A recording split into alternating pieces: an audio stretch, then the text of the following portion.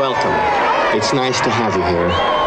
I hope you enjoy it. I think you will. You're listening to the Jam Session Podcast. I was told that I could listen to the radio at a reasonable volume. With Cowboys insider... What's your name? Jacques Taylor. That's my name. Radio personality and craft beer expert, Matt McCarthy. He's a very strange young man. He's an idiot. Comes from upbringing. And now, the Jam Session Podcast. It is indeed Jam Session. Subscribe, rate, and review, and hang out with us for a while. Right here on the Jam Session Podcast. The moment we've all been waiting for has arrived.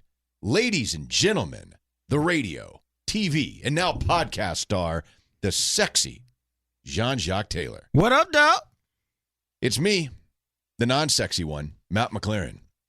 And you've made it to Jam Session, version 11 here, asking simply that you prepare to be dazzled. If not entertained. And yes, we are recording this one immediately following whatever pile of, it wasn't even steaming. It's like when you step on a piece of poo in your backyard, you're like, oh no, and then you go, oh, that's okay. I forgot that was there. It's just old and crusted at this point.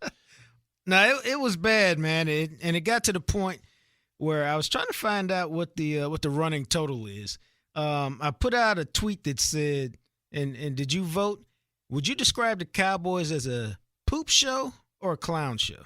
Yeah, I voted, and I voted for the obvious, the shit show emoji that was on there, and that's what I voted for. All right. Well, 74% of 1,300 people said poop show. Yeah. I thought there may have been a little bit of a clown show there, but no, apparently most of you guys describe it as indeed a poop show. It was today in Washington, the Cowboys with a 25-3 loss. And it's funny because a lot to discuss here on this version of the podcast is, again, the game ended just a couple of hours ago for us. I know many of you listening to this on Monday morning or throughout the course of the week about that Cowboys loss. We will get into all of that, but this is now a team that loses 25-3. They are 2-5.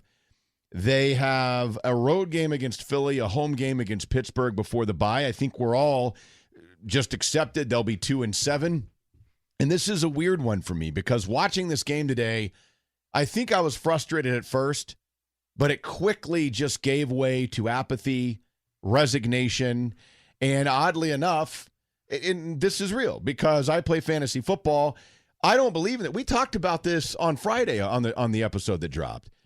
Both of us picked the Cowboys to lose, and right. I told everybody I had picked up Kyle Allen, the Washington football team quarterback, right? And I was going to start him because I don't think the Cowboys defense is any good. Lo and behold, he gets a couple of touchdowns. I had the Washington defense, so I went to rooting honestly for Washington to start getting me some fantasy points. Well, I mean, I think it was for me. You know, I've been very, very clear all week. I think I told you I had a couple conversations with friends. Intelligent football fan friends, people who aren't just, Fire Jerry and real intuitive football people. And they're like, well, I don't think, because the conversation with, well, I don't think Kyle Allen can do this or that. And I said, duh, this ain't got nothing to do with Kyle Allen. That's what I thought, yeah. You tell me why they're not going to turn the ball over and give the other team 14 points. You tell me why with that offensive line that they rolling out there against one of the best young defensive lines, you tell me, how are they going to move the ball? And so y'all watched the game. Y'all saw that they weren't. And I got to be honest with you. When it got to be 9-0, I said to myself, it's going to be real hard for them to win. Yeah. When it got to be 15-3, it was over. When somehow Trayvon Diggs gives up, I don't know how you get penalized for illegal contact, then get beat by 10 yards. Right. By Terry McLaurin on a 52-yard touchdown. It's 15-3. I wrote in my notebook, dog. That's a wrap. Yeah, game over. They're not coming back.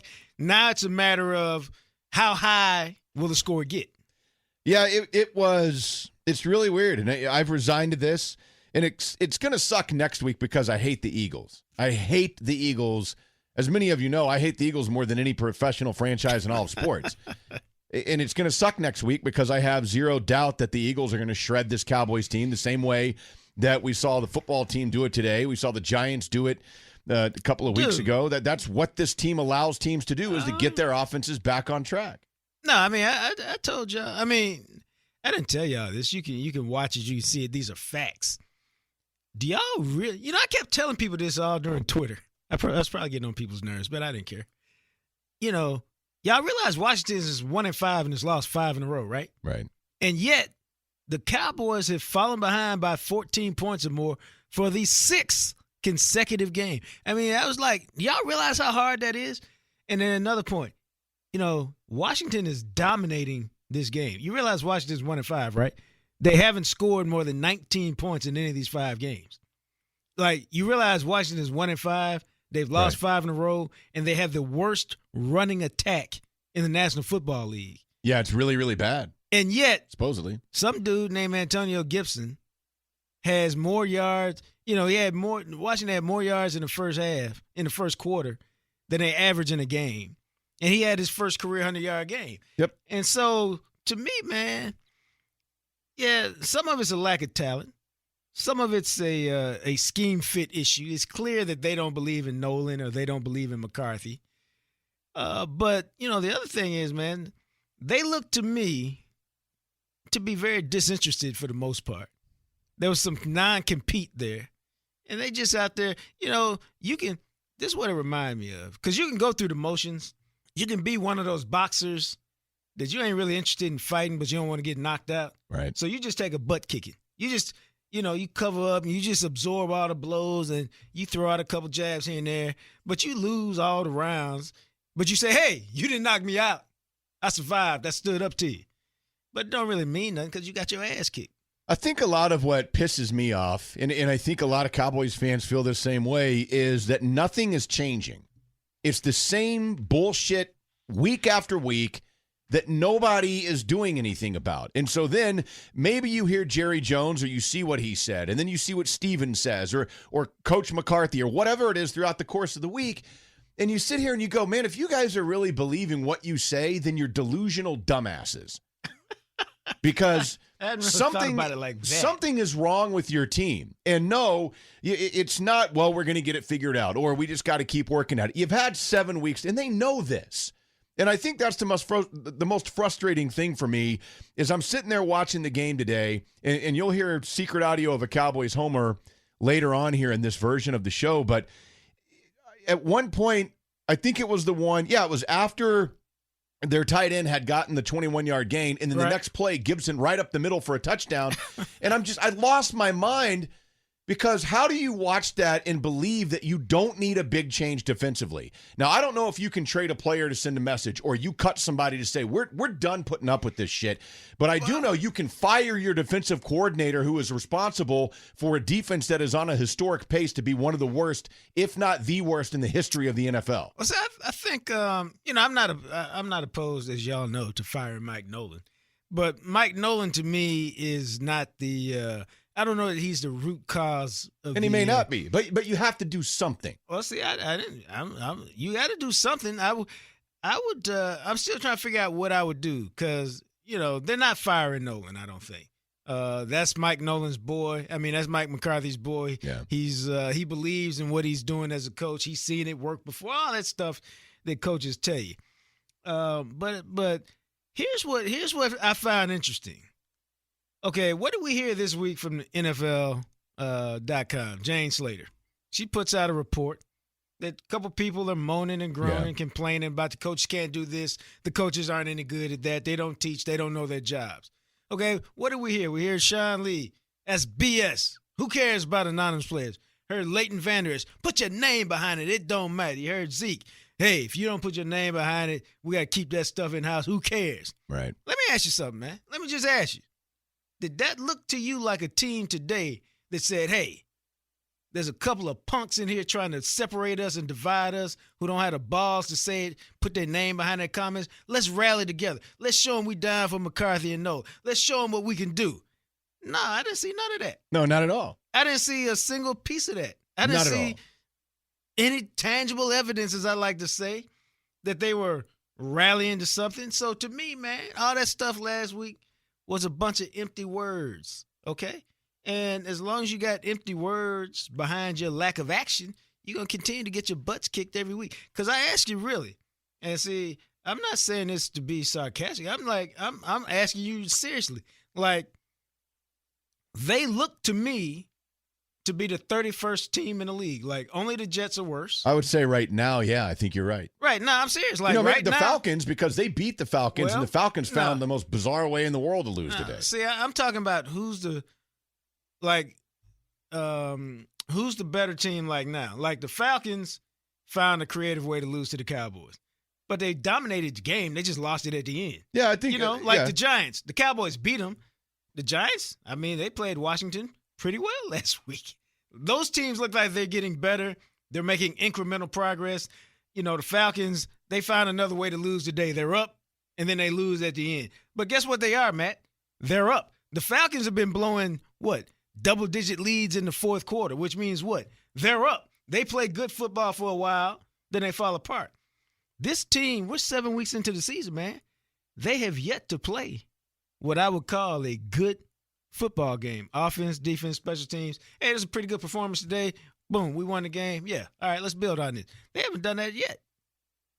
I don't know what the answer is, but I know that something has to change. And the fact that week in and week out, nothing changes, and it's the same cycle of shit every single week. You're going to hear Jerry on his radio show tomorrow. He's going to say the same bullshit that he doesn't actually believe. Steven will be on the next day, and it'll just go from there. And then they'll get to Philadelphia next week, and Philadelphia will beat them 31-6, and it'll just continue. And then, I mean, my God, Pittsburgh may beat them 63-0.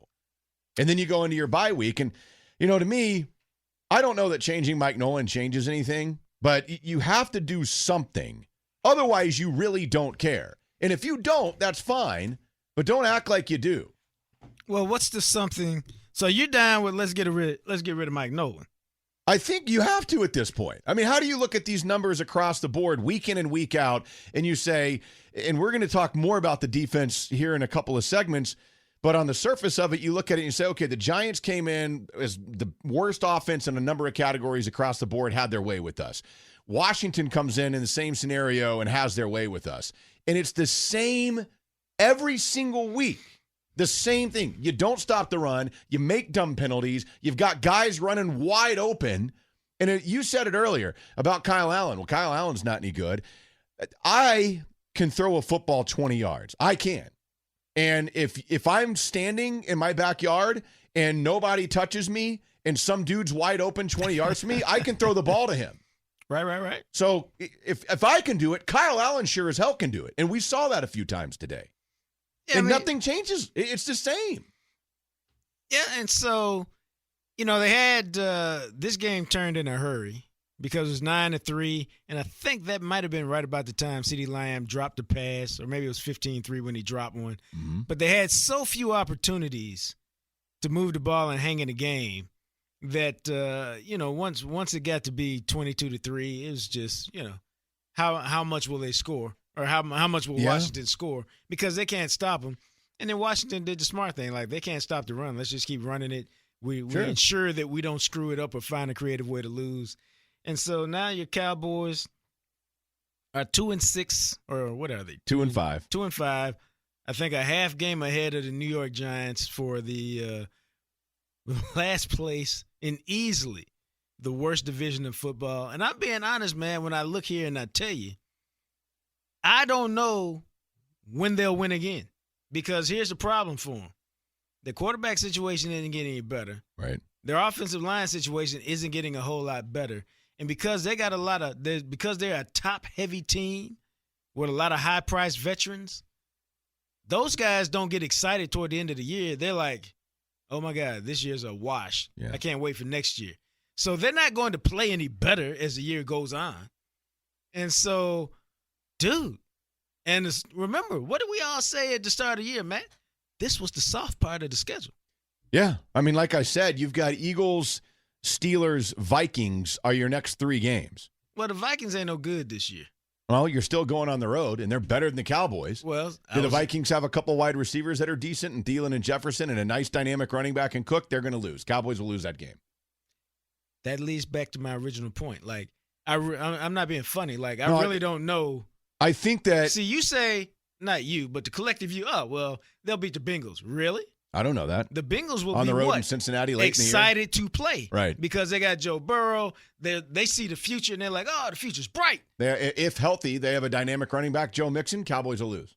Yeah, so I'm sure they'll stumble into a win, but I can't promise you they will, bro. I think best case scenario at this point, best case, they're 5-11. And I honestly think you can make a case that they lose the rest of their games. I think the truth is somewhere in the middle. So I'll say they'll finish 3-13, and somewhere along the way, they'll stumble into a win. Maybe they beat Washington at home, or maybe they can beat the Giants on the road in the last game of the year and finish 3-13. And who knows? I mean, the Jets are really bad, but if you're 3-13, maybe that's good enough for the second overall pick in the draft. And we'll talk about that later in the week, the what-if scenario of how this thing could play out. But to your point, if what we saw today, because here's reality. We know what the defense is, and it was that today. The Andy Dalton era of the Cowboys offense has scored 10 points and 3 points. Dude. They're in trouble. They're in big trouble, bro. And this is a nightmare. And again, like I said, we'll address this on our podcast that'll be coming up on Wednesday about some of the moves maybe they can make. But at some point, you got to look at yourself in the mirror and say, okay, and they can all do that. They can call the station and they can have their little press conferences and lie to the media, but they're not stupid.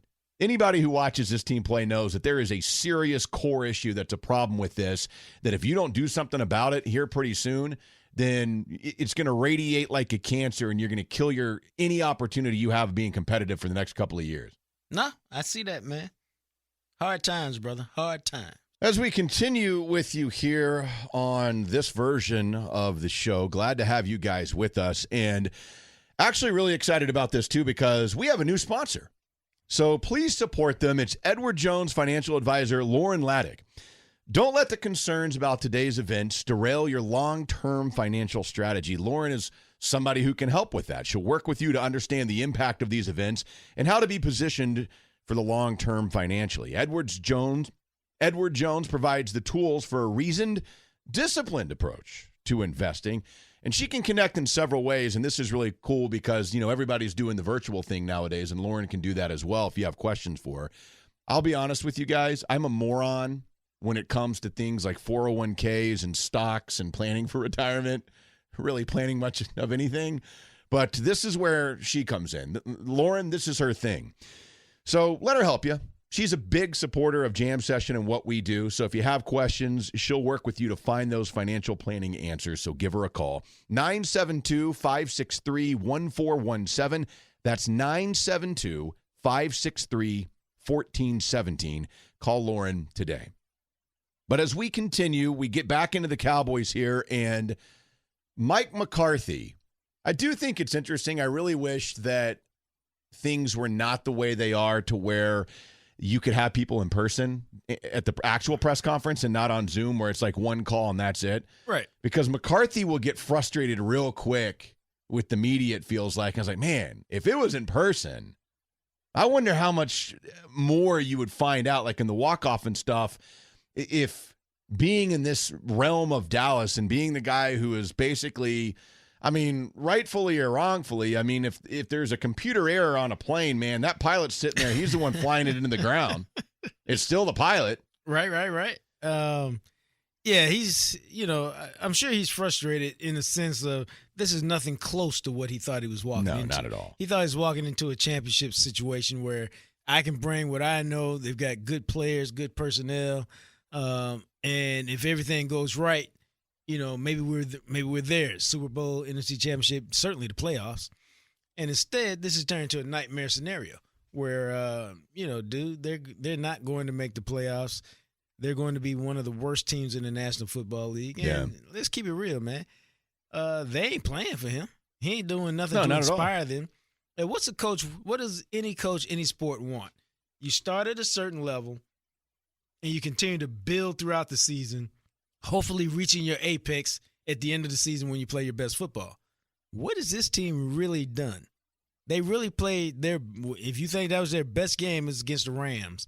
And they've played almost progressively worse every week. There's been no improvement here. That's true. There's been no development. And Coach McCarthy had some interesting things to say after the game, so we wanted to give you guys an opportunity to hear that and share our thoughts with what he had to say. We'll start you with this, and you kind of mentioned this. Is he frustrated? Well, let's let Mike tell you in his own words.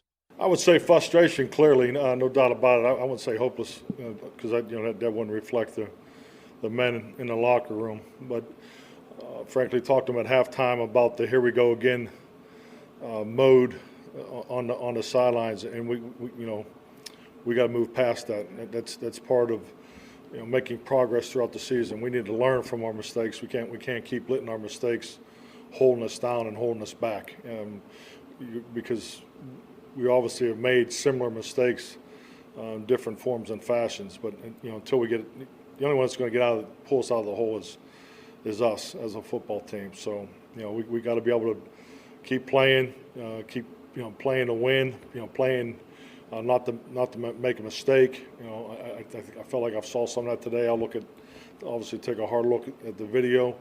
It's part of the evaluation, but we're not cutting it loose. We look like we're holding back at certain points. So we got to execute better, obviously. And that's not. We knew that we needed to play the game a certain way today, and we did not get that done. I think the one thing that really jumps out to me, frustrated, not hopeless, although that's how I think a lot of us feel, but that here we go again mentality that I think kind of snuck up on them, and they talked about it on the broadcast. You could see it on their faces when they were on the sideline in the second quarter, like, oh, God, we're going to get our ass kicked again today. Okay, dude, man, I'm trying to figure out how you say this.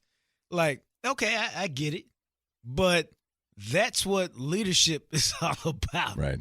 But it's not, check this out, though, Matt. It's not on the sideline talking about, yo, Matt, let's go, man.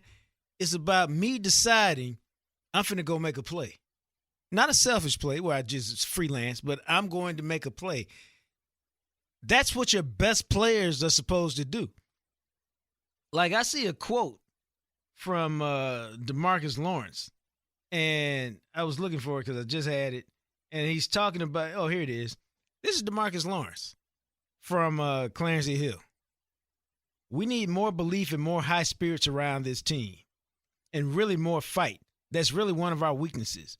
We need to build a stronger backbone, fight to make sure that we brought everything possible to come out with a victory. Well, dog, you the leader of the Hot Boys. Yeah. Hot Boys. That ain't like, serious. That's not like. The Hot Boys. If not, who's supposed to do that? Yeah. You the man. You're the guy. You're the leader on the defense. It can't be, we need. I almost cuss, man. But I'm it's like, okay. 12-letter cuss word, dog, it's your job to do that. Because with the money comes the responsibility. All right? It's not just I'm the money and then I don't have any other responsibility. To whom much is given, much is required. Yeah. And that's not to say he doesn't play hard and doesn't try hard. But when I'm paying you as one of the top 5 defensive players in the league, I'm not just paying you to do your thing. I'm paying you to bring everybody else to the party. I'm always remember the Kirby Puckett. Game 7. Come follow me, boys. I'm finna take y'all where you want to go. Yeah. Home run. Jump over the wall, snatch one back. Jack Morris on the mound and win 1-0. That's what leadership's all about, man. And you have to have it. You can't be looking elsewhere. It's up to, dude, when you're a leader, you the one that said, screw McCarthy, man. Y'all need to meet at my big mansion Sunday, tomorrow morning. Right.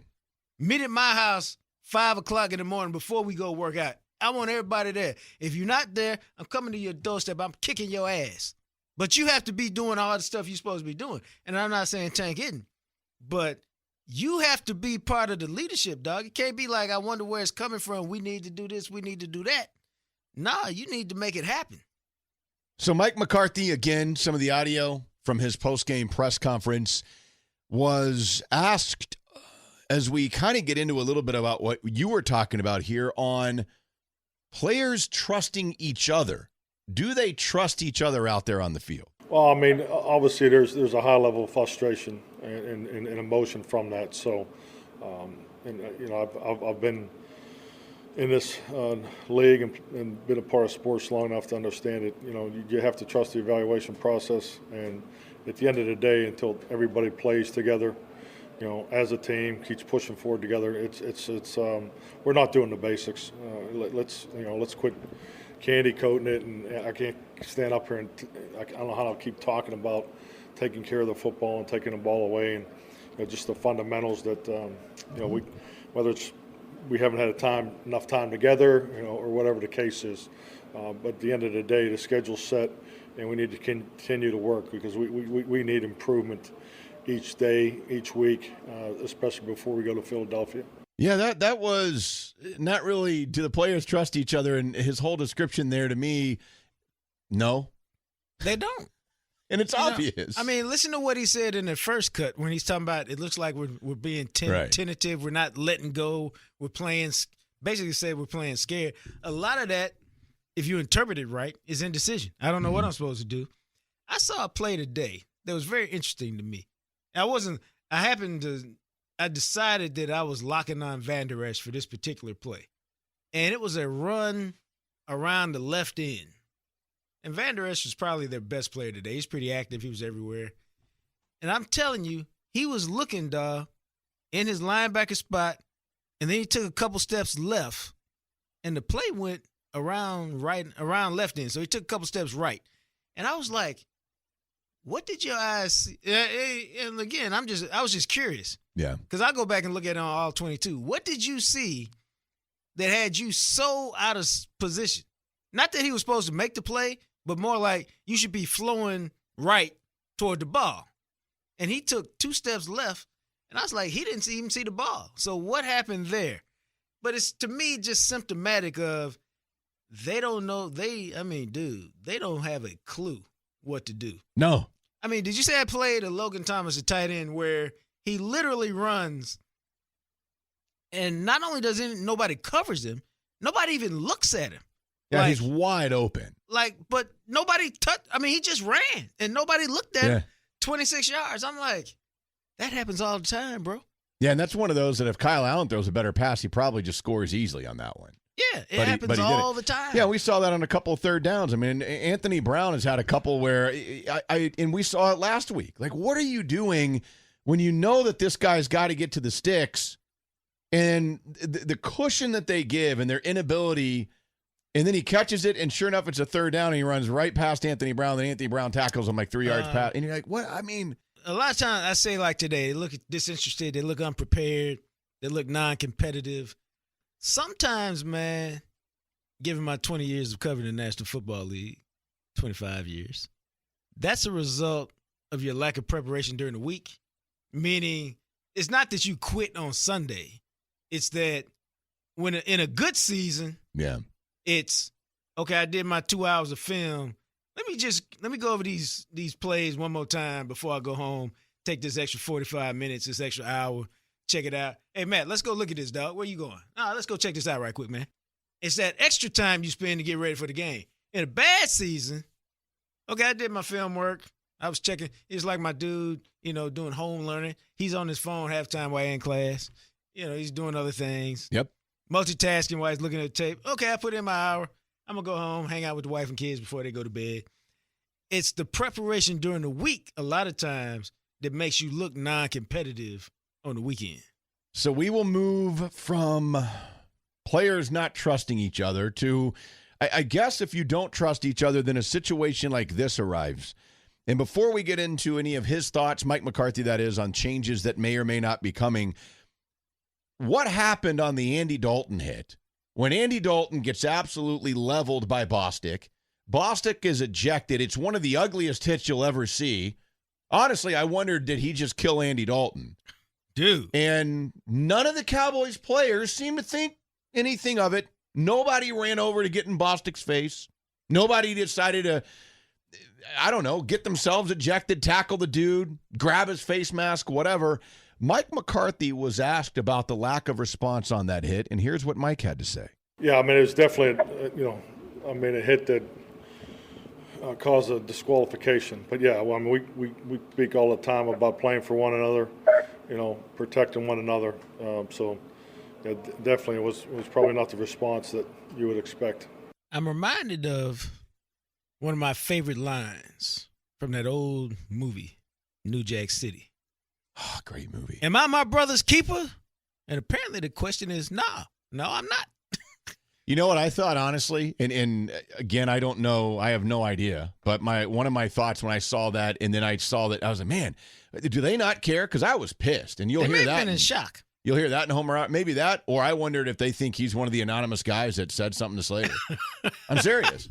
He ain't been around long enough to say something to Slater. You know, that's what I thought. But then I was like, okay, you got anonymous guys saying stuff about the coaches. You got a team that looks like they don't know what to do with each other. You just heard your coach wondering, kind of, do they trust each other? And then you're out on the field. Your quarterback gets killed and nobody does anything. Nothing, man. I mean, there was some reaction because they couldn't. I mean, that was a vicious hit.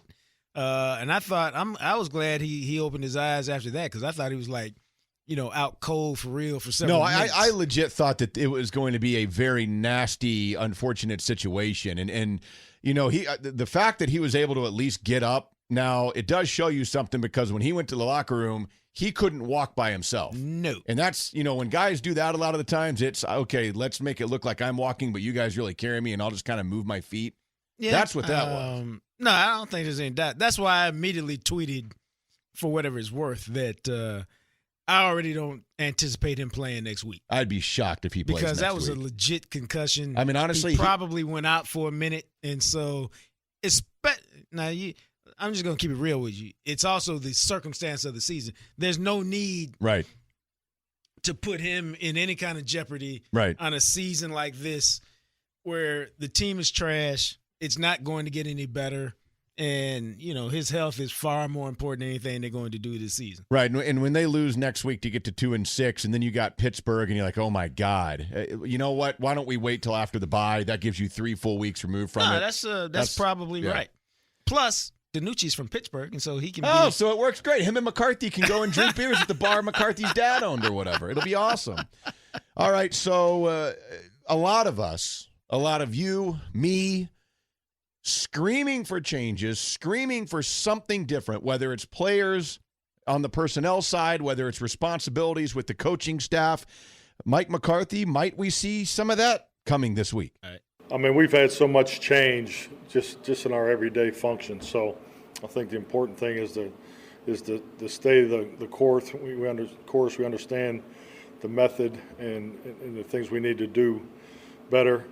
So this is a process, and obviously we're not exactly where we want to be today, but we've been challenged with a lot of moving parts, as far as a lot of different players playing. So we'll continue to work, and I do believe we will turn this in the right direction. Why?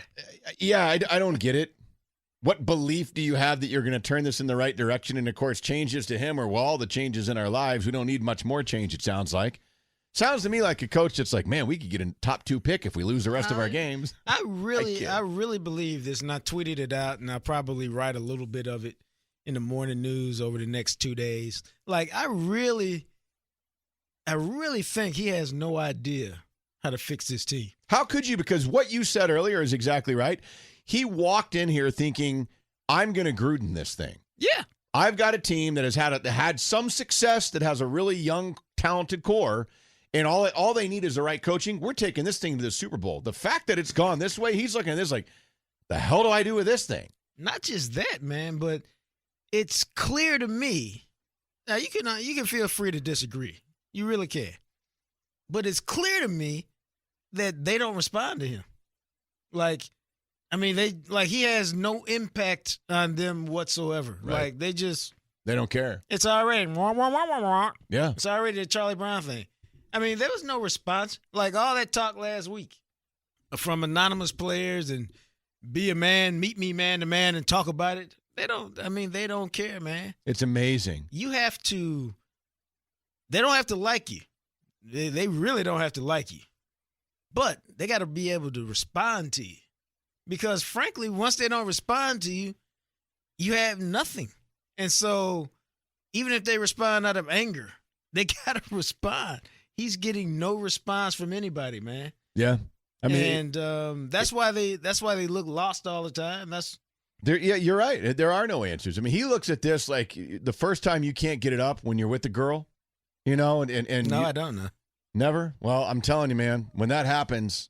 Really? And you're just like, oh, my God. Yeah, if you drink too much or whatever. Oh, okay. Something like that. And then you're like, oh, my God. And they look at you, and you're like, I don't know. And they're like, well, what? I was like, I don't know. I don't know. I It's drink. never happened before. I don't know. I don't know what's wrong with me. This has never happened before in my life. I don't know. Try a little harder. Maybe, I don't know. Maybe it's you. And you look at that is what I feel like they're looking like. This season is erectile dysfunction for the Cowboys. Wow. McCarthy is the guy with it, and the Cowboys are the girl looking at him going, what's going on? And neither one of them has any idea what the hell to do. And you know what? There is no Blue Chew or Roman or whatever it is to fix this. Nah, bro. It's nothing but sad singing and slow walking, man. That's all it is, because they've got problems. They're the classic I followed, and McCarthy has no idea how to help him get up. That's what I just said. He can't get up. I guess you're right. It's however you want to describe it. And then finally, just so you hear it straight from Mike McCarthy, at least after the game, Mike Nolan. Is it time to move on from Mike Nolan? Here's Mike McCarthy. It hasn't crossed my mind. I'm focused on getting better each and every day, so that's where we are. Hasn't crossed his mind, guys. So for those of you, I mean, for a while today, every defensive stat I was tweeting out, I put Fire Mike Nolan next to it. Yeah, I saw that. I think you've been more effective if you did it as a hashtag. I know, I probably should have, but the hashtags have always been weird to me. I don't know. Oh, all right. I try to learn how to use them, and it doesn't work. But I don't think he's going anywhere. So sadly, I don't think so either, because they're buddies and they like to hang out with each other. But I don't know what the answers are, but I don't think Mike McCarthy does either, and you just heard him in his own words. A reminder as we continue that you can find us on Twitter at McMattRadio, at JJT_journalist. Also on Friday, we did our first ever YouTube live show from the Oak Highlands Brewery over there in Lake Highlands. Turned out really well. Really appreciate the many of you that came in person, and gosh, I mean, the hundreds of you literally that were watching on the YouTube live, that was really cool. So find us on YouTube, just search Jam Session Podcast, and you subscribe to that. And then every Friday, we will be doing a live broadcast from Oak Highlands Brewery in Lake Highlands. You can find us there again this Friday from 4 until 6 o'clock. Hang out with us, drink some beers. Got to meet a couple of you afterwards and spend some time, and that was pretty cool as well. So make plans Friday at 4 o'clock. At Oak Highlands Brewery for the YouTube live show. Right now, though, man, this defense sucks. I mean, it sucks. It is bad. It is bad. It is bad. It reminds me, remember that little kid's book, Alexander and the Very Bad, No Good, Absolutely Horrible Day or whatever it was called? No. Anyway. I mean, that's this defense. I think, I think you're trying to figure out, man, I'm at a loss for words in some respects. But here's the deal. Like, see, teams, you hear these football nerds, and that's what I call them.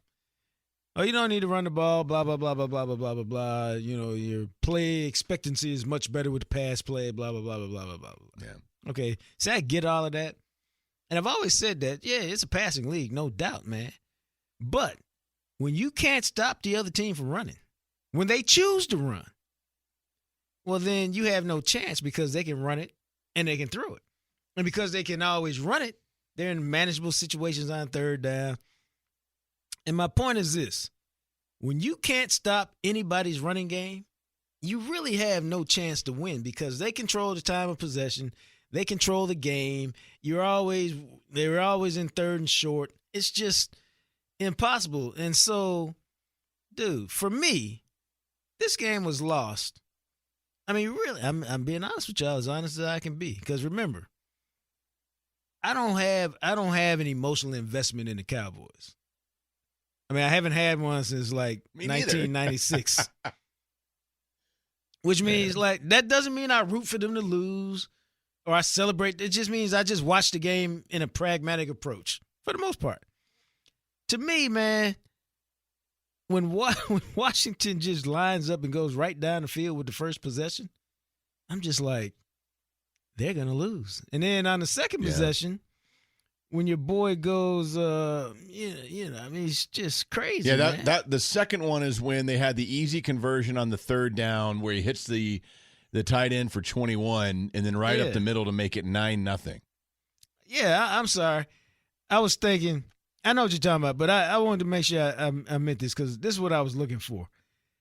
When it's the first possession of the game, you're hyped. We're playing a football game. Okay? We're fresh. We ain't played but 7 plays. And some dude named Antonio Gibson goes off right in, slashing you for, 40 yards. Yeah. Almost untouched. I'm just like, dude, they got no chance. They got no chance.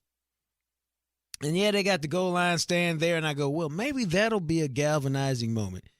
Well, no, that turns into a safety. I mean, yeah, that meant nothing. And so the fact that you couldn't stop one of the worst offenses in the league, like you gave them no resistance, it just meant you had no chance, man. And that early in the game, it's either about a lack of effort, real effort, not fake effort, or it's about a lack of coaching where you're so unprepared.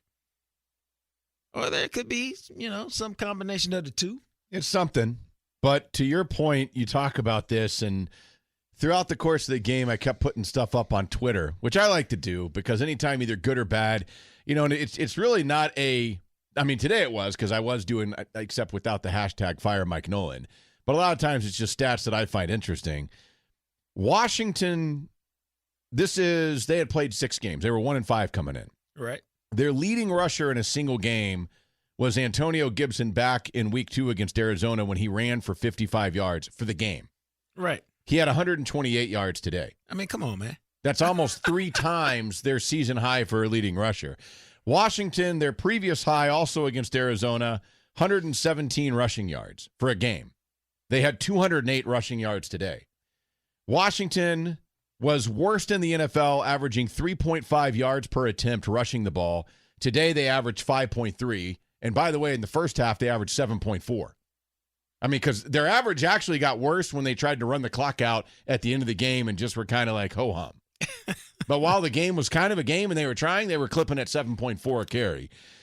Washington was dead last in the NFL in total offense, averaging 275 yards. They put up 397 today. Easily, their previous high was under 350. And if that isn't bad enough for you, Washington was third worst, the 30th team in third down conversions, averaging 34% on third downs. They were 9 of 15 today for 60%, almost double what they normally do in a game with ease on third down. Dude, I mean, I don't know what you do with that, man. And now, see, here I am. I keep thinking this is a typo, man. I keep thinking it's a typo. Like, Dontari Poe does not show up on the stat sheet again. Like, how does your nose guard not show up on the stat sheet? Like, Neville Gallimore ended up with 4 tackles. So maybe he was around a little bit today. Man, he had that big hit for a loss right at the end of the game. I mean, the game was over. It didn't matter. But it's cool to see. Tyrone Crawford. I'm double-checking this because I find it hard to believe. He doesn't show up on a stat sheet for the second consecutive week. Do you know how hard that is to do, man? Because they ran the ball 30 times now. Yeah, and those guys play, for those that don't know, on the defensive line, which is the first line of defense when a guy's running the ball. And they play on the interior. So it's just disappointing, man. And the defense is not – the defense has been bad all year. It's not getting any better. But check this out. I try to find a little bit of solace because we knew it was going to be bad coming into the season. Just didn't think it was going to be this bad. But we knew it was going to be bad. But not enough plays, man. Another game, no interceptions. Another game, I don't remember a turnover. No, there wasn't any turnovers. They have increased. Their NFL worst turnover margin is now minus 13. And, of course, they increased their lead in turnovers with 16. They have turned it over 16 times. And because the defense has only taken it away 3 times, that is a minus 13 turnover differential. I mean, they didn't even come close to a turnover today, man. I mean, it's that's why I continue to say at some point, I told y'all last week you had to come to grips with it, but I saw it a few weeks ago, man. Just a bad team. They just do all the things the bad teams do, and you have to quit making excuses for why your kid keeps getting in trouble at school. Yeah, and this is where, at some point, this is why I talk about, you've got to make a change. I don't know exactly what change that would send a message that makes sense. But, like, Tyrone Crawford is a free agent after this year. He's done with the Cowboys. I would cut Dontari Poe. He's pointless. And his dead cap for next year is $750,000. You're going to walk away from that contract. Just get out, and there's no point in having him on the roster right now anyway. Just give those snaps to Gallimore. Maybe Gallimore sucks, maybe not, but I'd rather find out. Yeah, I could do that. Or I'd make him inactive. I mean, whatever you need to do. Yeah, but I would do the same thing, frankly, with Crawford. Crawford's been a warrior, but it's clear he can't give you anything now. His hips are still bad. He's coming off that surgery. If you're a good team, you'd need I'd say maybe his veteran leadership or something, but he's not. And he's a good dude, man. But this ain't about whether you're a good dude or not. This is about, can you still play? Can you still help? On this particular team, you don't offer anything. And so you'd be inactive. And I just have real conversations with him, man. Like, I'm going to look at the young fellas. And defensively, I would just have a meeting with the defense. See, the offense is about, like, I think their offensive line is trying. They just ain't no good. Yeah, right, yeah. The defense, I would just tell folks, man, the best players play. If I see anything less than full-out effort, you can come sit next to your boy. Yeah, at this point, and honestly, if somebody calls you about Jalen Smith, I would seriously considering what the offer is. Ain't nobody calling you about Jalen Smith. He just signed his deal. Yeah, that's the problem with the contract. Now, you can walk away from him after 2021 for a $6.8 million dead cap, and if he plays like this, they will. Because you're not paying that dude $12.5 million a year when you can get out for less than half that almost. Yeah. So there's some decisions down the road. But they don't really have a lot of tradable parts, man. Why? Because they were building this team to win, not to trade them. And so they got a lot of top-heavy contracts. We talked about that last week, man. They're not going anywhere. Yeah, that's the problem. And so they need them to play better. Dorrance Armstrong made a play today. Hell, I'd put him out there and give him more snaps. And Gallimore, like we said, maybe he sucks, maybe he doesn't. Hey, go, let's see what you got. Well, that's what I'm saying. This is now, we're going to be honest, man. This is now about a season of evaluation. It's about a season of finding out who's going to be here next year. Who do you want to be here next year? Who do you want in the locker room? Who do you want to be in around your young guys? Now, it's time to find out. But the fact that week in and week out, they were getting mauled on defense. And it was a problem with Dak, but at least with Dak, when the offense was doing its thing, Dak could at least try and overcome some of those. But then we saw what it was, that if the offense made mistakes, then they were going to lose the game. And they almost won some games when they made mistakes. And they did win games when they made mistakes. Now it doesn't matter. This defense is so god-awful bad, and this offense is so god-awful bad on both sides of the ball. I just don't know what the answer is other than, like what we're saying, throw out all the young guys, and to your point, look at what you do for next season. And this is why I almost feel like get rid of Mike Nolan, because it's 7 weeks of an example. Your guys either don't get it. I don't know if they just don't have the talent, if they don't have the intellect to figure out what you're trying to say to them. I don't think it's that. I don't know. I don't think it is. Right. I don't know if they don't have the inner drive of caring. I don't know what it is, but it is obvious after 7 weeks that his scheme is not working with this group of players. It's true. But they don't seem interested in going that way. Jerry said he's okay with it. And, the frustrating part is you don't have access to ask your own questions, because it's why are you okay? Why do you believe that this scheme will fit them? But, Doug, I got to tell you, man, when you're as bad as they are right now, everything is bad. Nothing is good. And so, everybody's mad, and everybody can legitimately point to a bunch of different things. And I'm not sure that any of them make a difference this year. Yeah, see, I agree. And I guess to me, I look at it and say, is Mike Nolan a guy you want back next year? Because to me, right now, he's not. And I don't know. He might not be, but... Well, to your point, and I think that maybe at some point this all changes where you can't ask some of these questions. But I do kind of wonder, right now, do you look at this as a throwaway year? that, well, we didn't get our normal offseason in normal time. If they had that, we actually believe these guys could achieve something. So it didn't work. We'll have to wait and see if next offseason they can achieve it. Well, now we're talking about 2 years, but that's what I'm saying, which is pointless to me. It's clear that the coach believes in Nolan. So now you can always run the power play and tell the coach, yo, it's either Nolan or it's you, or it's both of y'all. But that's not a route you trying to go down. You might have to, but you're trying not to go down that route. I mean, I don't know. And we talked about this, I think, the other day. If they legit lose out, which I don't think any of us would be shocked if they did, and they finish 2-14. It's hard to sell Mike McCarthy. That's what I'm saying. And to the players, to the fans, to Mike McCarthy, does Mike McCarthy even want to be here at that point? Or does he look at this and go, hey, let's come to some sort of an agreement. I got to get out of this place. I don't know. I think, but you know me, man. That's a thought, but you don't have to even wonder about it. The answer will reveal itself. You don't have to guess and try to figure out what it's going to be. The answer will reveal itself. I don't want to wait like they did for the answer to reveal itself after 3, 5, and 11 seasons. No, that was a different kind of thing. That was and that's my biggest fear with where this thing is headed and how wrong they've been about this and how disconnected the staff seems to be from these players right now. This season's done. I mean, I'm not kidding. Best case scenario, they finish 5-11 to me. Right. And so then if we don't have any, I don't know what changes you make. I mean, and if it doesn't work again next year, all of a sudden you're 2 years into shit, and then you wasted this whole window of opportunity, which is already almost over for them. Well, I mean, that just is what it is, man. The window's been, I mean, you can't cry over 07 and 14 and 16. They're gone. So, you know, there's some hard questions to be asked. And the thing about it is, will Jerry and Steven really ask themselves the hard questions? Because there's nothing wrong if you look at it. You have to be beyond being a laughingstock. You have to be beyond what people think about you. Like, when I started writing columns for the morning news, I had a conversation with myself. Yeah, really. I took myself out to a nice lunch, and I had a conversation with myself. I said, hey, this is the opportunity we've been waiting for my whole life. Write columns at the Dallas Morning News. You got to write.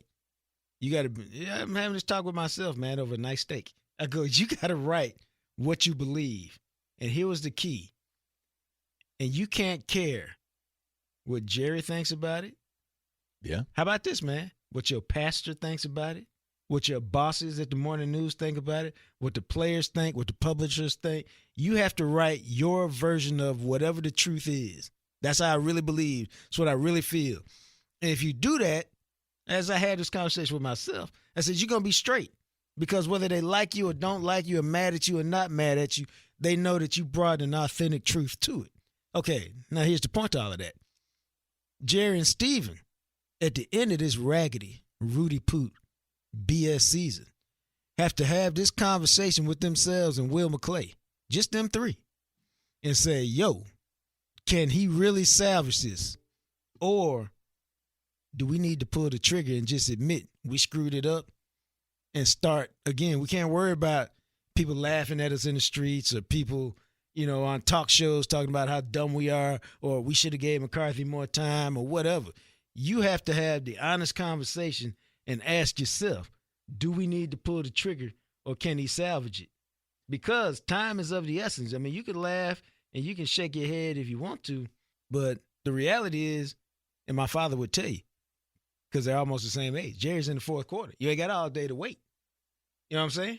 You got to make decisions. You got to make moves. It's one of those things to me that when you look at it like that, I just don't understand how they can be okay with what this is. But it goes back to what we've talked about before, about this whole thing of this franchise really only caring about butts and seats. And if that's the message from the top down, then this cycle of mediocrity to some degree feels eternal. Well, the one thing you might get is you can't sell. People ain't buying tickets off no 2-14 team. I hope not, but I still have this thing that some Cowboys fans are, oh, fine, I never could get tickets. Now I can because nobody else wants them. Hard decisions, man. I don't know what they're going to do, but it's hard decisions that starts with this defense, and they got to figure out, can you get personnel in there? Is it Nolan? Is it another guy? What do we do? Because this defense is trash and it ain't getting no better. And it's one of the worst defenses in NFL history. I mean, they are on pace to shatter the record for the amount of points that a team has given up. We'll see. But I have no hope against Philadelphia or Pittsburgh that the outcome will be any different. Washington's probably going to be the low point for a few weeks. When you look at the teams they have coming up and the weapons those teams have, because those teams actually have guys already on your fantasy roster. You don't go run out and pick them up just because they're playing the Cowboys. Like you did with Washington this week. It's a little bit different. Elsewhere, believe it or not, there was other action in the NFL here on your NFL Sunday. And Jacques and I are recording this on a Sunday right after the Cowboys game. I know many of you listening to this on Monday or perhaps later in the week. But as it sits right now, what we know is that the Dallas Cowboys, of course, are one of the worst teams in the NFL. But it's interesting because, oddly enough, despite the loss today, there are, at least as it sits right now, and I'm waiting to see, it does look like the Chargers are going to knock off Jacksonville, and maybe it'll happen while we're talking about this. So that would mean that the Chargers would be slightly better than the Cowboys. And if that happens, the Cowboys would be the 8th worst team in the NFL based on record. But however you paint it, at the end of today, there's, as bad as the Cowboys are, there will be 7 teams statistically with a worse record than the Cowboys right now. Yeah, but I think I'm of the opinion that the Cowboys are playing some of the worst football. So I don't care what the records are. If you just look at, if we did the JJT power rankings, then the Jets would be 32 and the Cowboys would be 31. I don't care that they beat the Giants because I think the Giants are playing better than they are right now. I don't care that they beat the Falcons because I think the Falcons are playing better than they are right now. And so, I mean, that's where I have them ranked. And here's the deal, man. The reason why I would say they're going right now, they're ending up, to me, with a top 5 draft pick is this. Teams like, the Bengals, they'll win some games and they'll be excited at the end of the season. Right. Even the Giants, whether they win them because they're playing Washington or, they will stumble into 2 or 3 more wins. Because they're playing that 4th place schedule too. So, the Chargers with Justin Herbert, they're going to be good. Dude. They're going to win a few games. Speaking of, Herbert today, 347 yards passing, 3 touchdowns, no picks, and he ran for another 8 carries, 66 yards, and a touchdown. See? They're all good in San Diego or Los Angeles. Yeah, and they get Eckler is coming back in a couple weeks off his injury. They've still got, Keenan Allen and a couple of guys that they can use. Hunter Henry, obviously. And they think they got their guys. So what I'm saying is you look at all these other teams, they have reasons to play and reasons to win games. The Cowboys have a top-heavy veteran team. And those teams typically, when they have a season like this, they're like, we can't wait to go to Aruba when the season's over. And so they aren't like all hyped about December and the chance to prove anything. And so they tend to mail it in, man. Plus, this is the soft part of the Cowboys' schedule. I mean, Washington blew them out. Washington 1-5, dog. That's true. I mean, the Giants were dominating them. The Giants were winless at that time. The Falcons, winless, did everything but win the game. So, when they get to play in San Francisco, in Baltimore, and Pittsburgh, bro, they're not going to do anything. And, I think for real that I really have them as a 4-win team. That's what I have them at. I'm just going to be honest with y'all. I wouldn't be surprised if they ended up with 3 wins or they lost every game left because they look disinterested. Yeah. And they're not going to get better because they've been getting worse. Yeah, and I do think I would be very surprised if they win either of their next 2 games. And I think when you're 2-7, you go into your bye and you look at what you've got coming up, kind of to your point, I don't know where the motivation then comes from all of a sudden.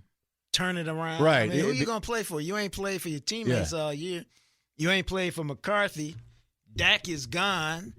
I mean, let's win one for Kellen Moore? I mean, what are we going to do? Yeah, and honestly, man, if you're going into the bye off of what I probably would imagine is a rough loss against Pittsburgh who will kick your ass, you're thinking about that the whole time. Like, my God, I can't wait for this season to end. Yeah. I mean, we all know how it is. It's like anytime you have a shit job that you can't stand being in, and you're just sitting here going, you applied for a new job, and they've got to hire for you, but guess what? You got to wait, and you're like, well, I can't quit because I need the money of this job, and all you do is think about that other one. Yep. That's happened to me before. And then it's almost like you're playing out the string, and it's like you're barely doing any work. Dude, I'm being serious. That's why over the last 5-10 years, people don't watch your 2-week resignation. Your 2-week notice. Yeah, because what's the point? You're moving on. And you don't work with a flip. I've always thought that was weird. So, hey, I'm happy you got a new job. Congratulations. Don't worry about it. Go home, enjoy yourself. Don't worry about, these last 2 weeks. Right. Because you don't do anything. It's true, man. I mean, you got no motivation. I'll tell this story real quick about that because I thought this was funny. Back when I was in college, Nick and I worked at Chief Auto Parts. Remember that before they went away? Right. Their corporate headquarters used to be in Seagoville. We worked there for the most money we'd ever made in our lives at the time, which was $7.50 an hour. We found out halfway through the summer because they used to come in with these reports. Right. And it'd be like, all right, do these reports, and then at the end of the week, we'll bring in the next one. Right. Well, I started realizing, it's like, well, wait a second.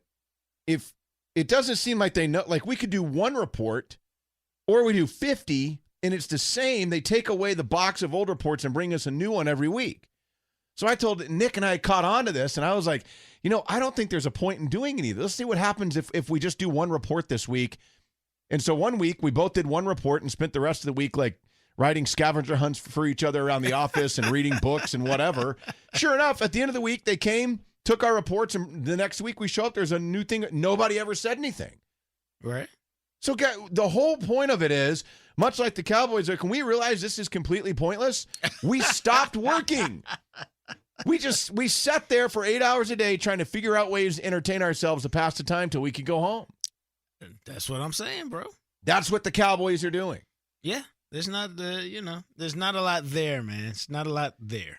But when we look at some of the other games, and the Chargers did just close it out against the Jags. So the Jags are now 1-6. The Chargers are 2-4. And I just told you, Justin Herbert had a monster day for Los Angeles.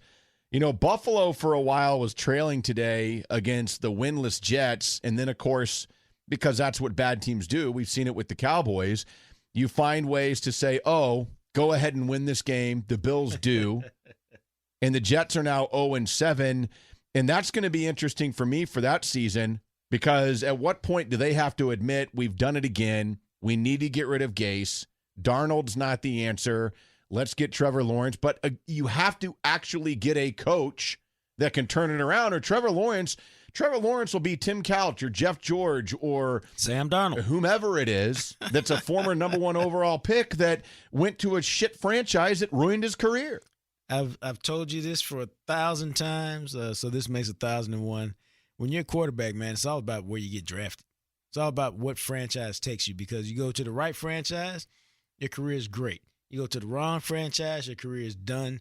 If you go to one of those in-the-middle franchise, it could literally go either way depending on who's coaching the team when you show up. This is funny, too, because Cincinnati and Cleveland played each other. Now, we already saw the Browns come in against the Cowboys, so we know what they can do. They play Cincinnati later this year. How about this game? Joe Burrow threw for 406 yards, 3 touchdowns, but threw a pick. Baker Mayfield started out, it was all over Twitter, where he started really poor and then went something like 18 for 18. He finished up with almost 300 yards through 5 touchdown passes in this game for the Browns, including one with 11 seconds left in the game to win against Cincinnati on the road. Nah, that was a hell of a game, man. I saw the last touchdown pass. Great throw just inside the pylon. Donovan Peoples-Jones, draft pick from Michigan, with a terrific catch. And the Browns finding ways to win, man. Yeah, except it sounds like they lost Odell Beckham Jr. probably for the season. They think he's got a torn ACL. Yeah, I saw that play about 5 or 6 times on Twitter, and it looked bad because he was jumping kind of on a pile to throw a block or something. And when he jumped, you could see his leg kind of crumple. And that's you just never hate to see that, man. He's been a great player. And so the good thing is ACL is not anything what it used to be. It's usually now it's like a 9-month injury. But I like great players. I like exciting players. He's been both, and so I'm sorry to see him get hurt. Yeah, and then the other game, or not another, this game, Packers-Texans. The Texans are going the way of the Cowboys. Their season is done. They're 1-6. They obviously traded away their best player in DeAndre Hopkins. They fired their coach and their GM a couple of weeks ago. Deshaun Watson's got really nothing to work with.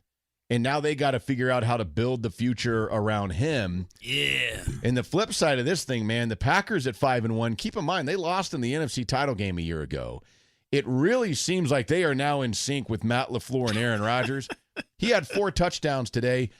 But I love when I see stats like this. We see this with Hopkins a lot. There is one guy outside of Rodgers on the Packers offense, because Aaron Jones didn't play today.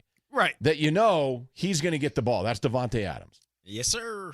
Devontae Adams, even though Houston knows he's getting the ball, he's the guy. 13 for 196 and 2 touchdowns. Yeah, man. That's why you ain't trying to hear the stuff about they schemed him out. That's what I'm saying. Well, scheme him open. Pretty much. The Detroit-Atlanta game was crazy because that was the game that came on right after the Cowboys game ended. They took you to that. And Atlanta scored late. And I think they were like, all right, cool, we're going to get our second win of the year. And then Matt Stafford is like, nope, I got you. They got the ball, and they drove 75 yards in 1 minute and 4 seconds to score right at the end of the game on a touchdown pass from Matt Stafford. And that one was wild because there's a penalty on the extra point. Yeah. And so it ended up being like a 40-yard extra point or whatever. It was like 45 yards. Yeah, it's crazy, man. And he nailed it for the Lions. The Lions are 3-3. And they gave away a couple of games. That was, that was a play, man, just like in the college game yesterday where the game is over if Todd Gurley falls down at the 1 yard line. Yeah. They kick a 18-yard field goal. Yeah, the Penn State game, yeah. They win it. And instead, he tried to stop, but his problem was when he got hit and tackled, he tried to strain for 3 or 4 more yards, and he broke the tackle, but then he couldn't stop his momentum. And he literally fell down. His body was not across the goal line, but the ball was. And, dude, he was kind of shaking his head when he walked to the sideline. I don't know if you saw it. Did you see those pictures after the Lions scored? Yeah.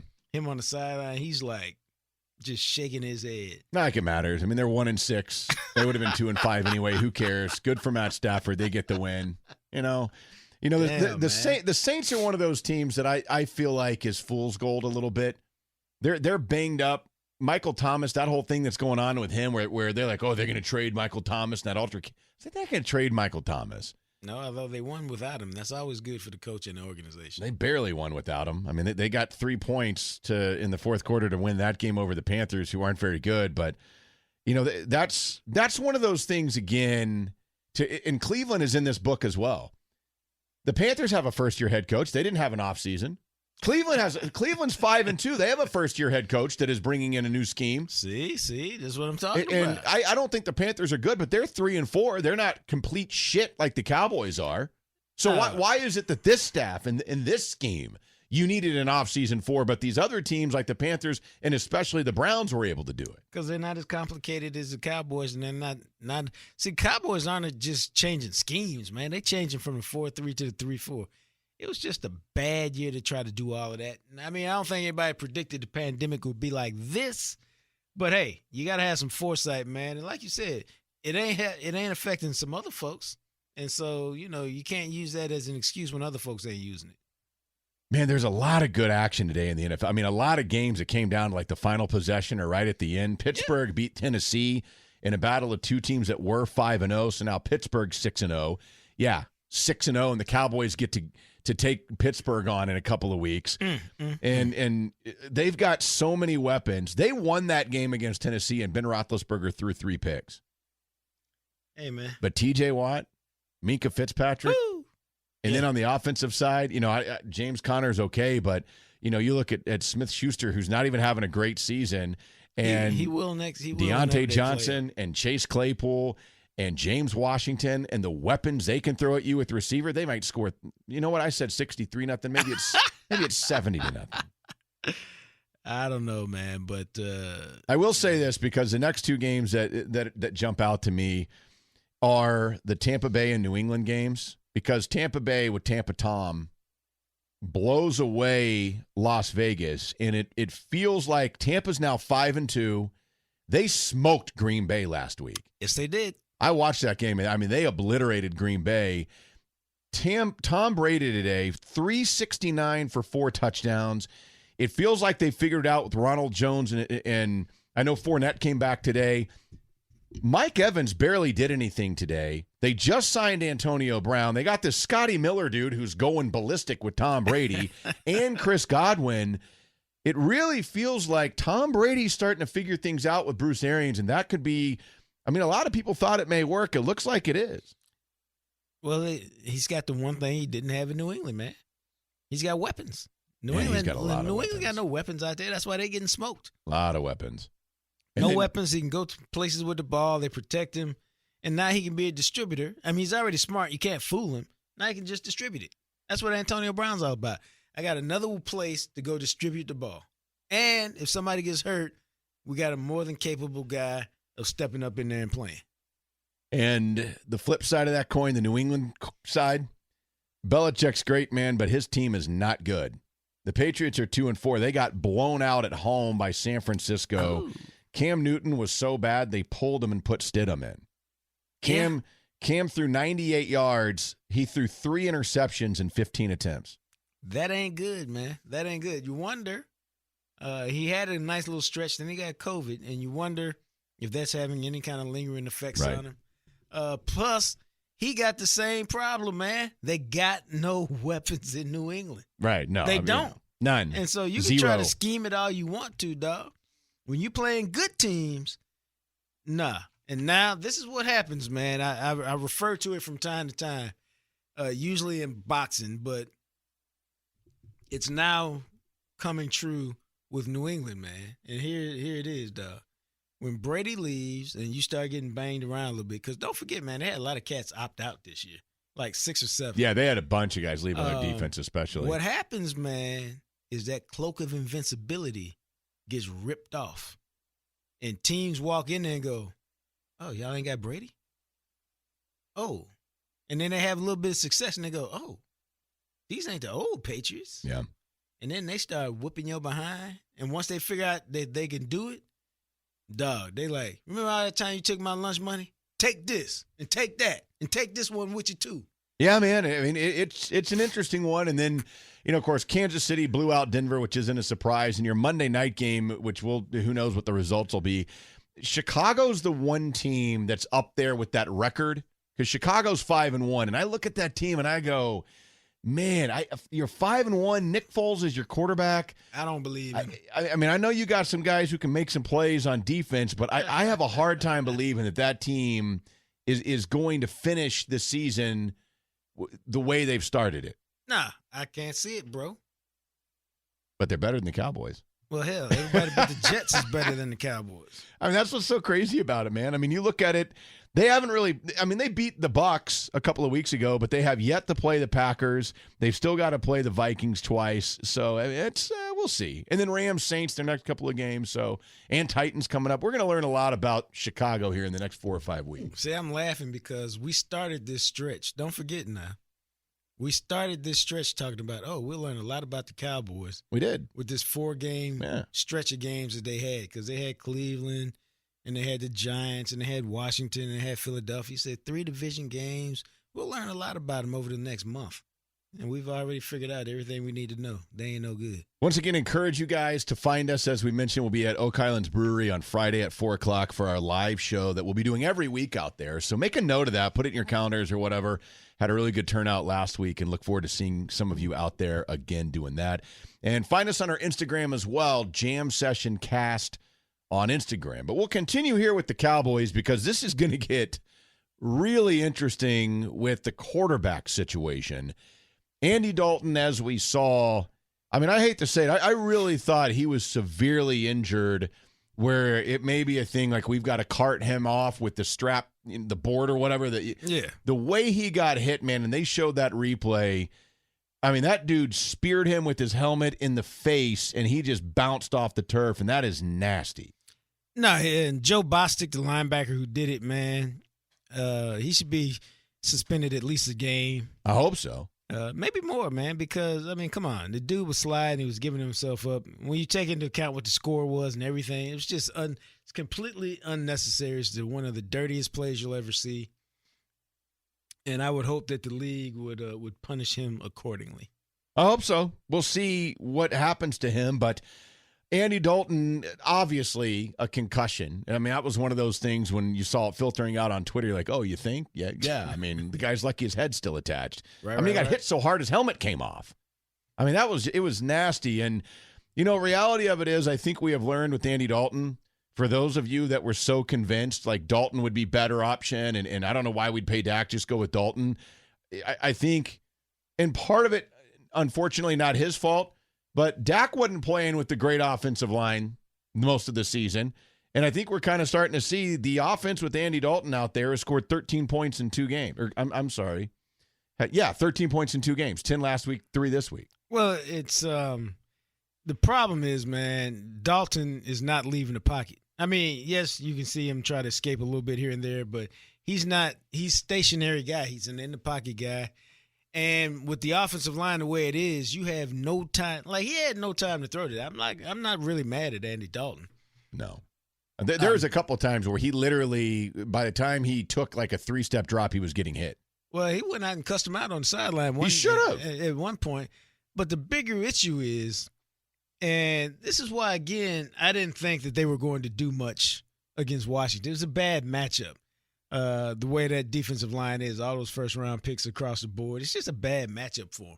But the bigger issue, man, and you're going to see it again against Philly this week. I promise you, you're going to see the same exact thing, probably even worse with Ben DiNucci at quarterback, which is this.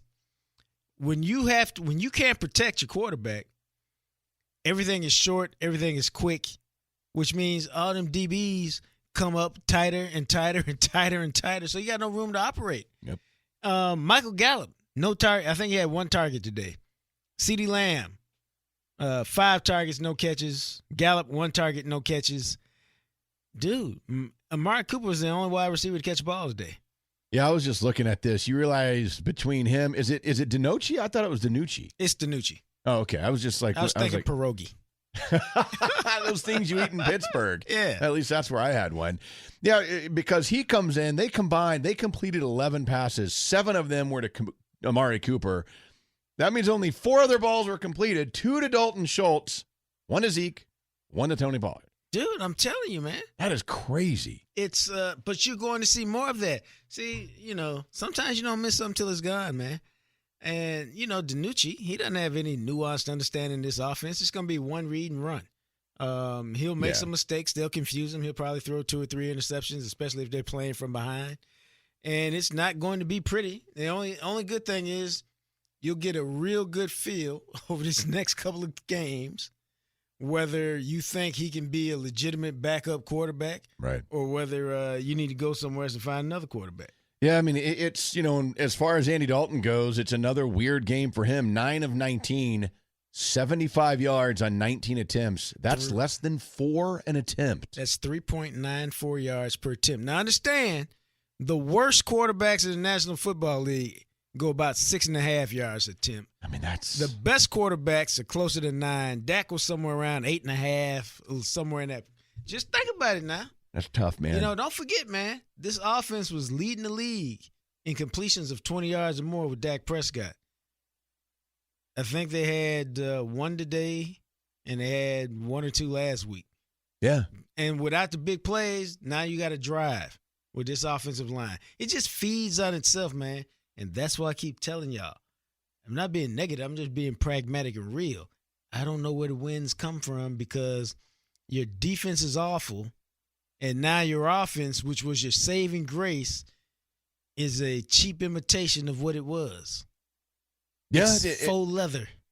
And you see something like this as well. We kind of mentioned this. I mean, if you don't have time to pass, it basically eliminates Michael Gallup as yeah, because he's one of the best deep threats in the league. But he's become the deep guy that has those stretch plays, and if you don't have time to let him get down the field, you can't do anything with him. Dude, I'm telling you, man, it's a bad situation all the way around for the Cowboys quarterbacks because and their failures, are symptomatic of what they're dealing with. Whether it's DiNucci, whether it's Dalton, with that offensive line, you can't be protected. You can't really run a real offense, and so. Dude, it's just a bad situation all the way around. So, Ben DiNucci, for those, I had a couple of people like, who the hell is this guy? He was their 7th-round pick. They drafted him this year as a developmental guy, obviously, to be their third-string dude. But reality of it is, if he is your starter, I'm assuming Garrett Gilbert, the former Texas quarterback. Oh, yeah, I forgot about him. He was on the practice squad this week. Yeah, that he would be the backup. Of course, Gilbert was the guy that came in for Colt McCoy in the 2009 championship game that Texas lost to Alabama. Gilbert's the guy that came in and then ended up losing his job and transferred to SMU and ended up being okay, I think, for a while there. But I remember him as an XFL quarterback. See, there you go. Those guys are making it. See. Now, I had seen a little bit of this, and this is one of those that I just don't get. But several people are like, why not just go get Colin Kaepernick? Okay, I mean, at this point, why not try anything? But again, Colin Kaepernick turns 33 years old, and much like Alden Smith, Colin Kaepernick hasn't played a snap in the NFL since 2016, and the last 2 years that he was in the league, now his team wasn't any good. He wasn't any good either, man. I'm going to be honest with you. I ain't gave 2 thoughts about Colin Kaepernick. I just never, and look, maybe for the Cowboys, the stuff that comes with them has something to do with it. But to me, it doesn't. I don't care. You want to come here and kneel and do whatever you want, great. But I just am wondering, like, man, I would rather see what Ben DiNucci has as a 7th-round pick who's young than a dude who's about to be 33 that hadn't played in 3 years. Yeah, I mean, I think for me, the NFL blackballed him and ruined his career. Yeah, of course they did. But maybe with Alden Smith, he's been out for 5 years. And he's had some good moments this year, so maybe it bodes well for a quarterback. But I just personally, I don't think Kaepernick is playing in the league again. So I'd be surprised. To me, I haven't really even thought about it because I didn't view it as a realistic, viable. Solution. I mean, you know how it is. Anytime. Obviously, Dak goes down. Okay, Andy. But if Andy Dalton can't play, then any quarterback that you have ever thought that might be good, that could be available, people are like, what about this guy? I had a guy go, why don't they trade for Jameis Winston? I was like, have you seen Jameis Winston throw? Jameis Winston, to me, is not the answer. No. And it's a situation, man, where don't forget, you got to come in, you got to learn an offense. As a quarterback, you got to know what everybody's doing. You just can't, it's not like a running back or even a receiver where you just walk in, I just need to know my job. No, you got to know what 11 other people are doing. You got to know protections. Know those guys, those receivers, the chemistry between you. I mean, it's just, it's more than a notion to just walk in off the street and play quarterback. Other positions, yeah. Quarterback, that's a hard thing to do, dog. But the expectation is that Ben DiNucci will get his first career start. I would be shocked if Andy Dalton can play after the hit he took. He's got that concussion. You got to think he's missing at least a game. And it just makes sense, as we said earlier. Why would you throw him out there if he's a little shaky and he just got his bell rung like he did? If he has to miss Philadelphia, well, why play him against Pittsburgh? Just miss 2 games, have the bye, and we'll see a month removed from it. Makes perfect sense to me. Again, want to make sure that we remind you our very first sponsor, who, of course, and I actually picked up some of these again this weekend. So that's 2 weekends in a row now that I've had the wings that are available for you at Kroger. They have 2 flavors of wings available at Kroger stores across North Texas. Mango habanero, that's the one that I really like a lot. And then they have the buffalo blue cheese. Look for them at the counter at Kroger where you get meats, like where you go up and ask for steaks and stuff like that. They're in that section. You can buy a couple of pounds, 3 pounds, whatever, throw them on the grill and enjoy them for you. I've had at least 3 people that have sent me pictures of either buying them or grilling them, which is really cool. And they are like, man, damn, you were right. These mango habanero wings are legit. We ain't got the lot of y'all. I'm telling you, they're really good. So find them in Kroger in the meat section at the counter. They'll wrap it up for you, and you can enjoy those mango habanero or buffalo blue cheese wings this weekend from Kroger. But now is the time that I know many of you have been waiting for, and that, of course, is secret audio of a Cowboys Homer. Me, the guy who, I was thinking about this earlier when we were talking about the Cowboys.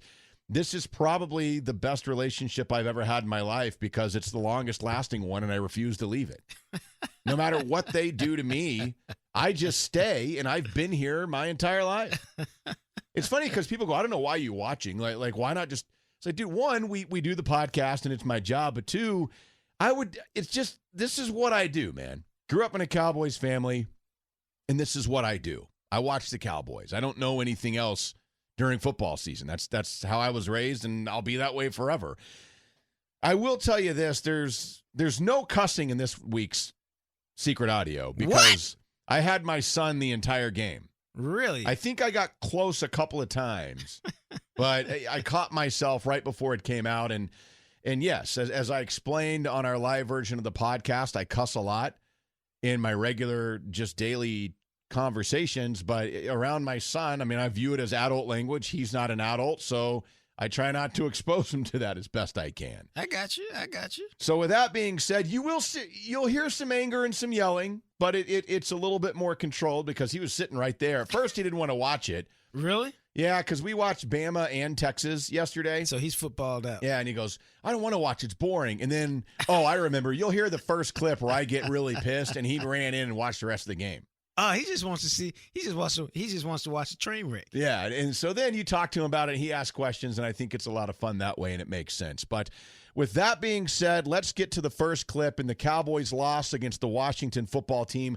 My reactions in real time as these things unfolded in the game here on Secret Audio of a Cowboys Homer, and we will start you this week with, I believe this is the very first, that big game you talked about in that first drive for Washington, the Antonio Gibson 40-plus yard run or whatever it was. Worst third down team unless they're playing the Cowboys, and it's an easy first down.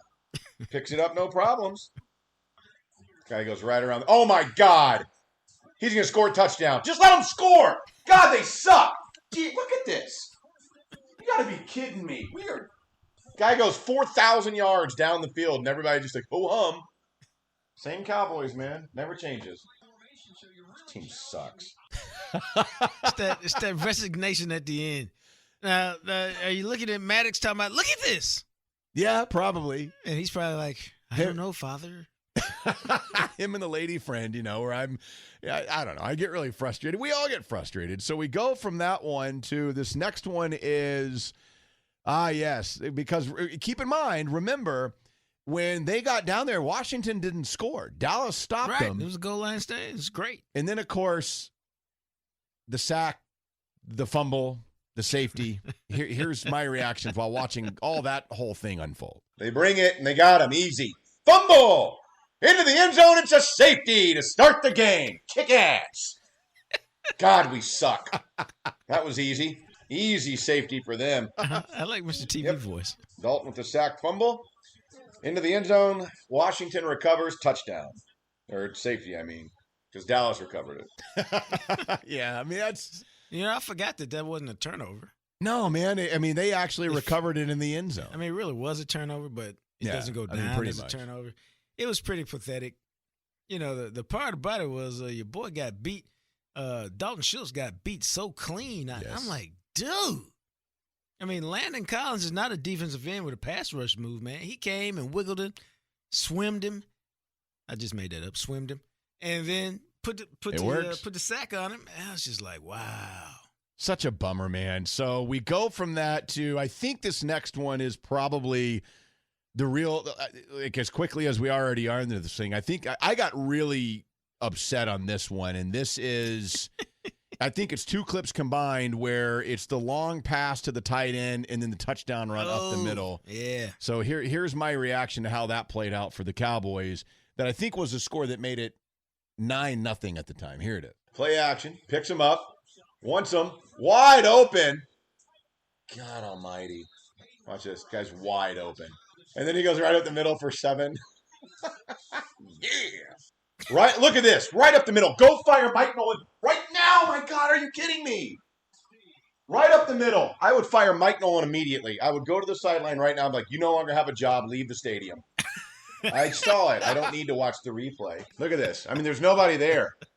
And then Donovan Wilson, I mean, where is he trying to break to? What guy are you running to, Donovan?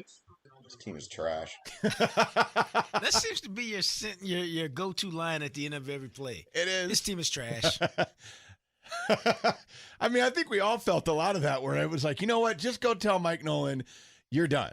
Like here we ordered you an Uber. It's waiting outside the stadium. What about just keep the clothes, man? They're on us. Just go. Yeah. It's like I once had a relationship with a girl I was dating, and I had been trying nice to break up and be amicable, and finally I just said, I don't know how many different ways I could tell you I don't want to date you anymore. Yeah, it happens at some point. So it's the same. That's thing. where I met with Mike Nolan. That's what I'm saying. That's why I said that. Like, I don't know how many different ways I could tell you I don't want you to coach my defense anymore. You got to go. So this next one is pretty close. Is pretty quick, rather. But this is oddly enough for only the second time this season, the Cowboys would start a drive in opponent territory. Yeah, baby. Because of what happens right here from Tony Pollard. I love the excitement. I can hear it coming. Oh my God, Tony Pollard's going to return it. Holy crap, we're starting on the other side of the field. That's our best starting field position of the year. Wow. Yeah, see, that one was quick, but yeah, man, I couldn't believe it because at first I was like, okay, whatever. I was like, what? Oh my God, he's going to return. And I remember getting so excited. And then I thought he was going to go. Yeah, I was surprised he got tackled. I think it was the kicker that tackled him. He had to cut in because he couldn't, hit the turbo button and zoom down the sideline. But I was thinking, they're at the 34. All right, good. They got a chance to get back in the game. Yeah. Nah. Mari Cooper on the end around for 5, Zeke for 1. And then this was a bad play only because it was so easy to see. A dumb play call. CeeDee Lamb running out of the back through motion takes a much deeper angle than usual. So it's clear that they're trying to throw it to him so he can – because it turns out being a lateral. And he only gets a yard. And it's interesting because they've tried a lot of those plays. And I understand completely what they're doing. It makes sense. And their wide receivers, whether it's Lamb or whether it's Gallup, those cats have missed so many blocks out there that have ruined those types of plays that they've really been unproductive. So with that, we will move on here in secret audio of a Cowboys Homer.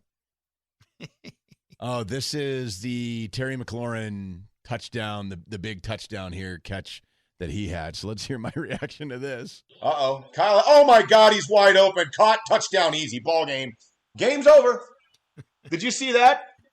I told you picking up and playing Kyle Allen is brilliant. You're playing the Dallas Cowboys defense, you know you're going to get your butt kicked. And there's a flag. Is it coming back? Too easy. I mean, he went right by Diggs like he wasn't even on the field. And Diggs tried to hold him, and it didn't matter. That's the easy touchdown. Yeah, this game's over. Big loss to Washington.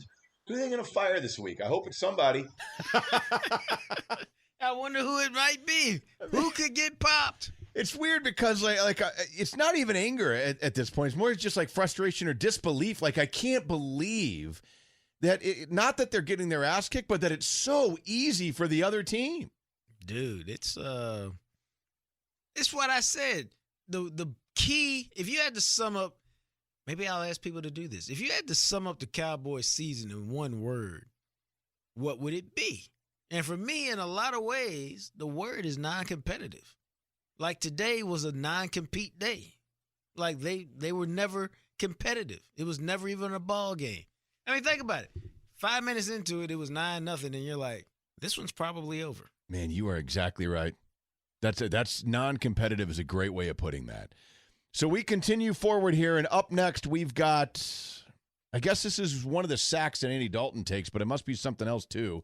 I don't know. Let's hear how it plays out. And they got him again. Had to throw it away. Yeah, this is going to be a long, long game of just getting your butt kicked. They're just not good at all. So now you're hoping Kyle Allen will put up some points. Cowboys lose and continue to plummet towards a top 5 draft pick. And we'll get excited about that. Yeah, we will. I mean, we see who they can trade in the next week. It won't work. They'll be off the field. Washington will get it and score. It'll be 22-3.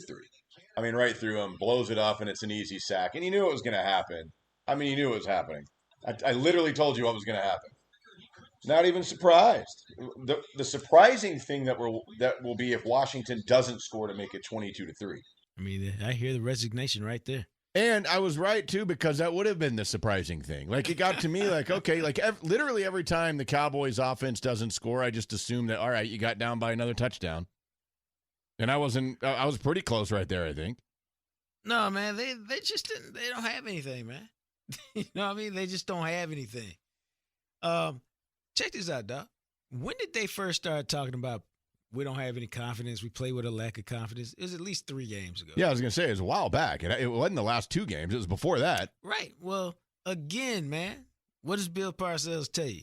Confidence is born of demonstrated ability. Once you demonstrate you can do something, you believe you can do it again. And if you just think about regular everyday stuff, it's clear that that's the way it works. And so they haven't demonstrated they can do anything. So why would they believe that they can do anything? Sad. They're a mentally beaten down team right now, man.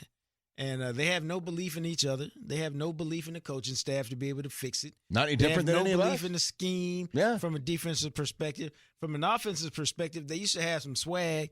Now their leader is gone. They're like, with this offensive line, what are we going to do? They're a team that's lost, man, in the middle of the desert. All they can do is put some rocks out there to say help and hope some airplane flies by. Wow. Okay, so up next is my reaction to the Logan Thomas touchdown catch here. Are they going to hold him to a field goal or let him get a touchdown here? Let's see. Oh, he wants more. And Logan Thomas easily breaks the tackle. Touchdown, Washington. Man. Sheds Jalen Smith like an old, crappy snakeskin. And it is 22-3, Washington. Did Jalen get up and swipe or no? I didn't see. After you let a guy run right through you. Mike Nolan's shaking his head because he knows, well, this is my last week with the job.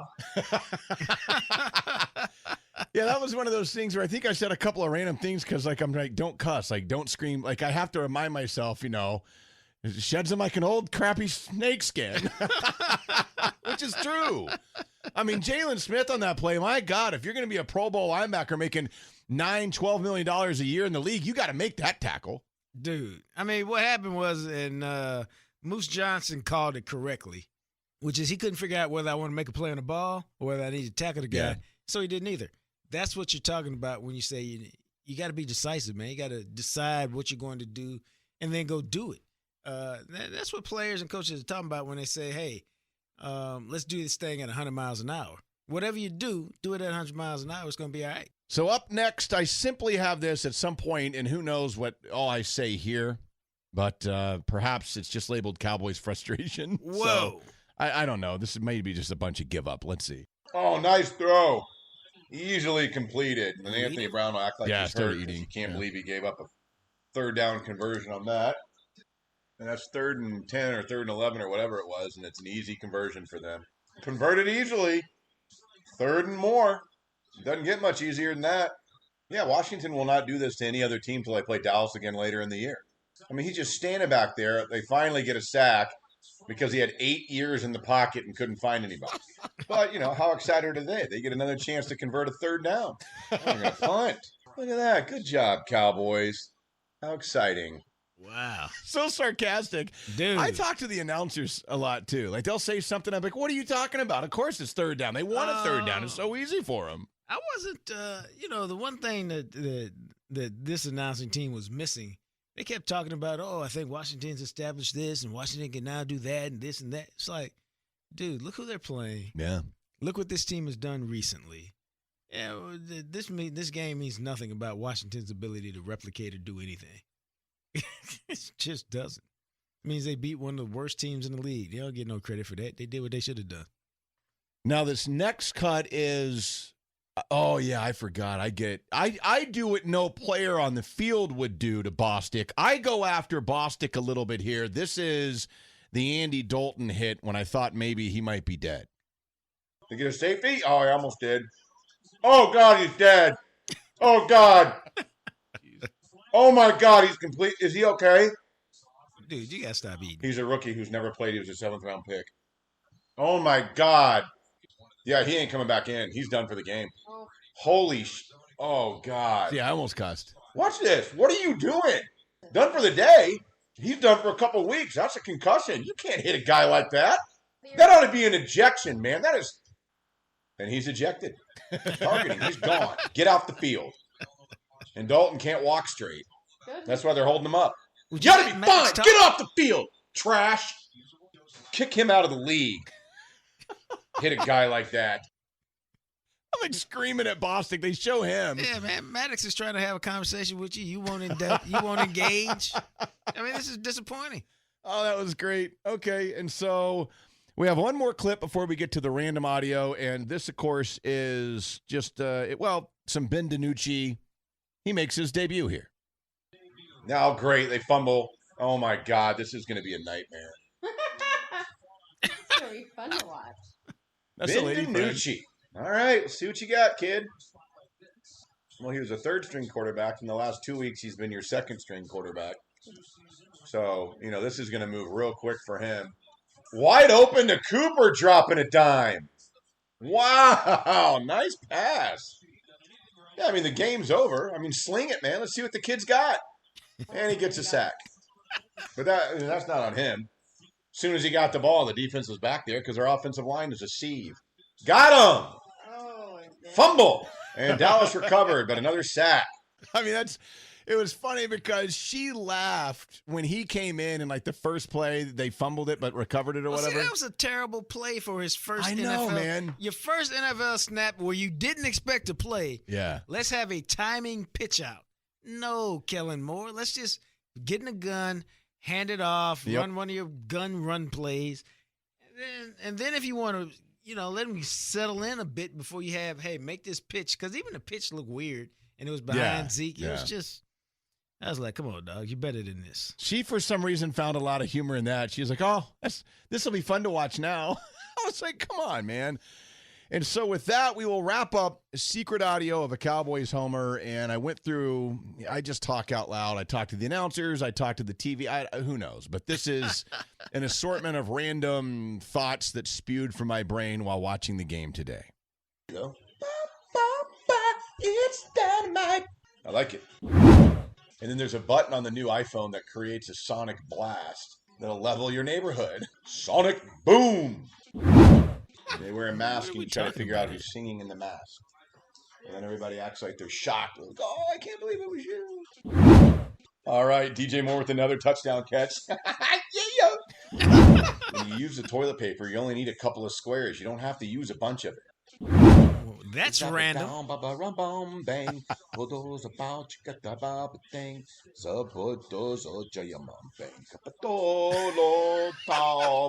misses karaoke. We'll have to bring it back soon. Said, love that chicken from Popeyes. You mean warm up that corn? See, this is what I'm saying. Do you ever shut up? No. Okay. I mean, sometimes, but you have to realize that, like, I see these commercials come on and we're all talking, and it's not like, I mean, there's people there. My son, the lady's there, so we're talking. I was just curious, man.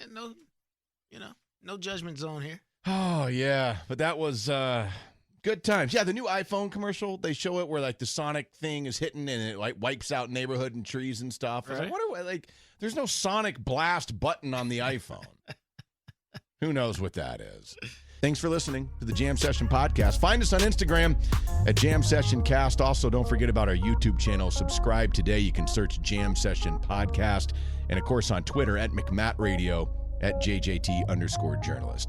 Our director of creative content is Brian Hart. Thanks to Purple Elephant Music for the music you hear at the end and beginning of each episode.